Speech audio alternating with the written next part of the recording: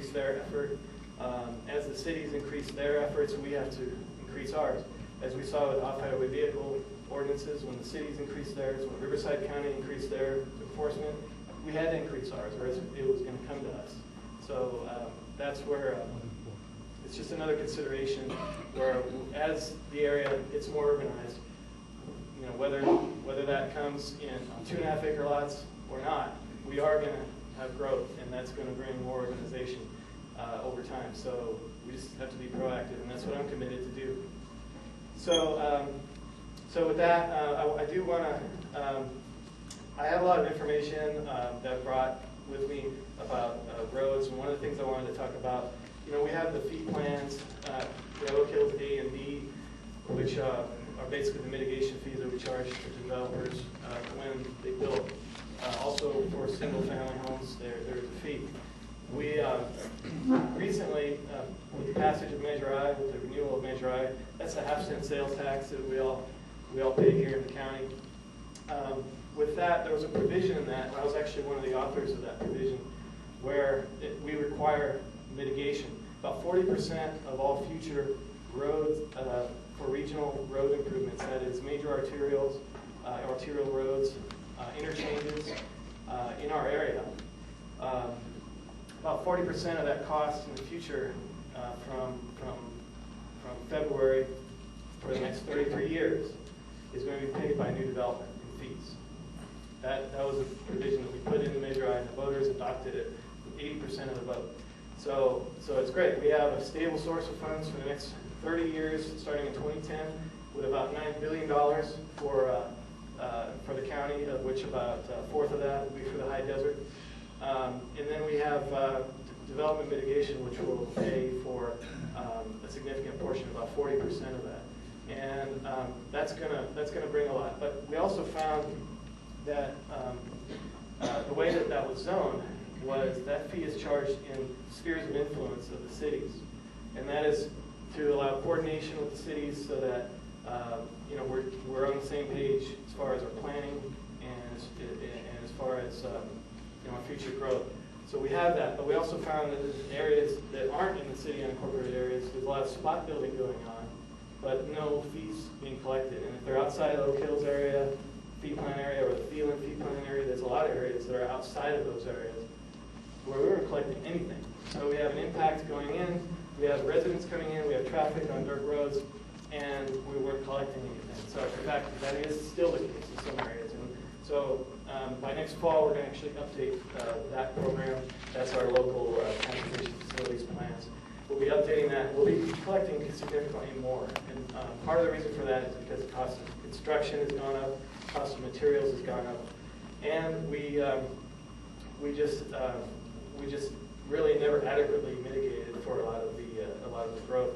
And that's a big reason why growth is seen by so many as a negative. Growth can be a negative if it's not properly planned, if it's not properly mitigated for. If you don't have enough police, if you don't have enough firemen, if you don't have enough fire stations, if you don't have enough libraries, museums, roads, flood control facilities, drainage facilities, if you don't have all these things, then growth is a bad thing.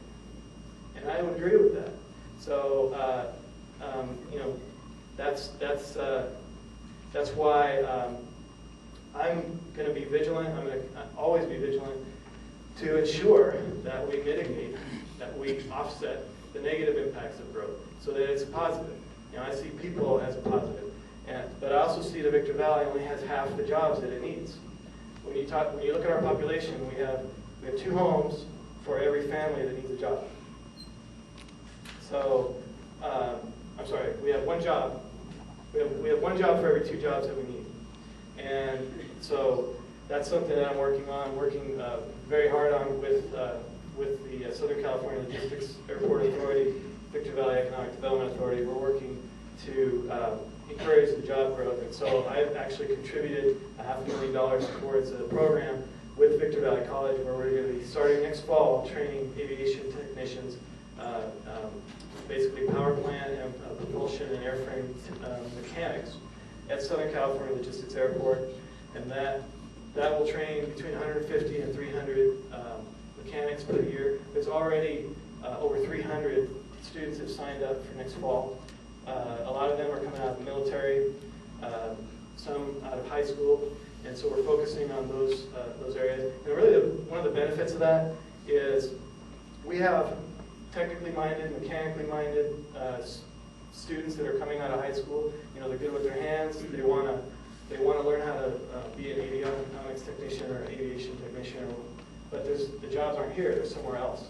So they have to join the military to go get that kind of a job, or they have to go to Long Beach or to Seattle or somewhere like that, or they have to go to a 4-year university out of the area, or to a community college that doesn't have that kind of a program.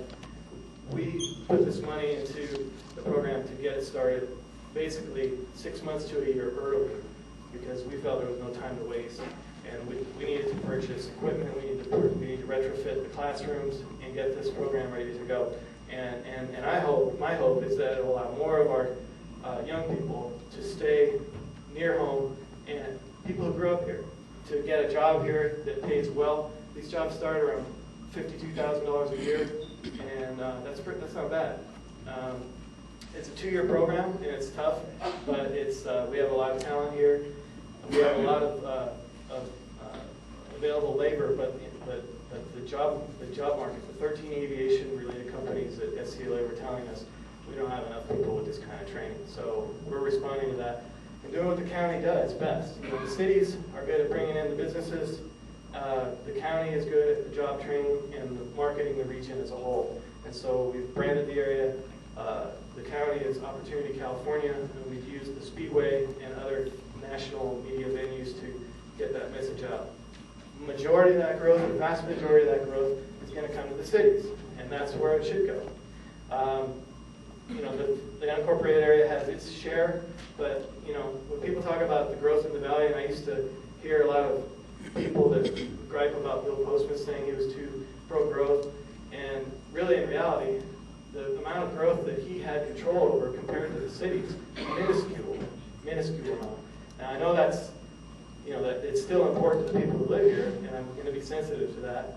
And that's my whole point, is that I do respect the rural character of Oak Hills and of every area that has a community plan. That Oak Hills plan took 10 years to put together. That's a long time, and I don't think that in one day I can significantly improve that. I don't think in 1 year I could significantly improve that plan. I do think that we need to be mindful that certain changes in city demographics, certain changes in economic demographics, certain changes in state law could put pressure on the city of Hesperia, for instance, to annex more of Oak Hills. I think the current leadership in Hesperia has no desire to do that. But that doesn't mean that in the future some pressure might bring about some LAFCO law, because those change every few years, from the state that we have no control over. So we need to just be mindful that we have a sustainable community, and that means that we're putting in infrastructure. So I would just say that the community plan is a document to be respected. It is the law. However, the Board of Supervisors is the land use authority for the county. So there have been, I believe, about 4 or 5 amendments to the community plan. I think the community plan will be amended from time to time. Currently, there's a couple, 1 or 2, I think, proposed amendments. I know nothing more than that. There's not a handful, there's not 20, there's not 30 proposed general plan amendments for Oak Hills that I have any inkling about. I also need to say that in my position as county supervisor, I have a responsibility to make fair and impartial decisions. And that one of the things that means, and some people don't like this, is that means